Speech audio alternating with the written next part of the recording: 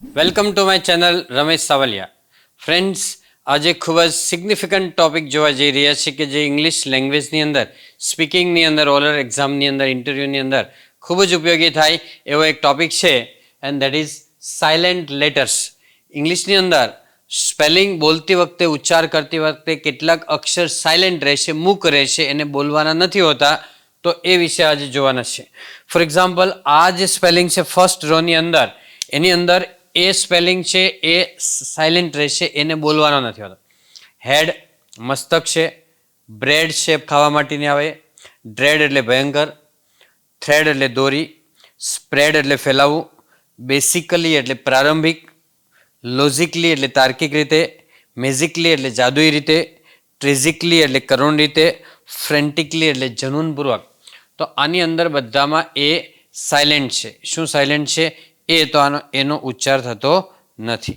Okay. સેકન્ડની અંદર બી silent છે, અને એમાં એક રૂલ પણ છે, સાંભળજો મિત્રો, કે એમ બી આવે ને, જ્યાં એમ બી, એમાં બી સાયલેન્ટ રાખવાનો. શું આવે ત્યાં? એમ બી. ખાસ યાદ રાખજો, આની અંદર મોસ્ટલી બધા મિસ્ટેક કરતા હોય છે કે એમ બી આવે એમાં બી બોલાતો નથી, સાયલેન્ટ લેટર રહેશે, મૂક રહેશે. બોલતી વખતે બોમ્બ છે, બોમ્બ બ્લાસ્ટ થાય. ટોમ એટલે કવર, ક્લાઇમ એટલે ચઢવું, પ્લમ્બર બોલાય, પ્લમ્બર નહીં પણ પ્લમ્બર, બરાબર, જે નળ વગેરે રિપેર કરતો હોય. લેમ એટલે ઘેટાનું બચ્ચું, ક્રમ એટલે અનાજ, ડમ એટલે મૂંગો, કોમ એટલે કાંસકો, નમ એટલે અસંવેદનશીલ બનવું, ખાલી ચડી જવી, નમનેસ. થમ એટલે અંગૂઠો છે, સકમ છે, બરાબર. તો આટલા સ્પેલિંગની અંદર બી સાયલેન્ટ રાખવાનું છે. હવે સી સાયલેન્ટ હોય એવા સ્પેલિંગ જો આ બધાની અંદર સી સાયલેન્ટ રહેશે. કયો અક્ષર સાયલેન્ટ રહેશે? સી. ઓકે ઓકે, જો આગળ ascent, conscious, conscience, conscious, descend, discipline, muscle એટલે સ્નાયુ, ફેસિનેટ એટલે આકર્ષવું, સિનેરિયો છે, સીઝર્સ એટલે કાતર, સીન એટલે દ્રશ્ય, અને સાયન્ટિસ્ટ એટલે વૈજ્ઞાનિક, બરાબર. તો એની અંદર બધામાં સી સાયલેન્ટ છે. હવે બ્રિજ વગેરેની અંદર ડી સાયલેન્ટ છે. આમાં શું સાયલેન્ટ છે?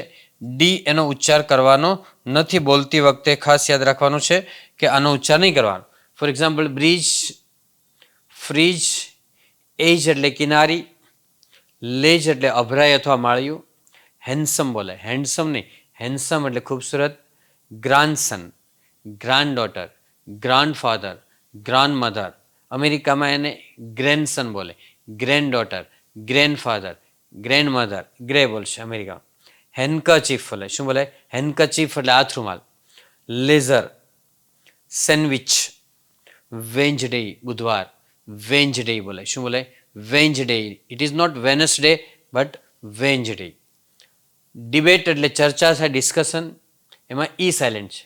ડિઝાયર એટલે ઈચ્છા, એક્સાઇટ એટલે ખુશ, કાઇટ, નેમ, મેક એટલે બનાવવું, કાઇટ ફરીથી આવ્યું છે, ટેક, લેટ, મેડ, અને બાઇટ એટલે ટુકડો થાય.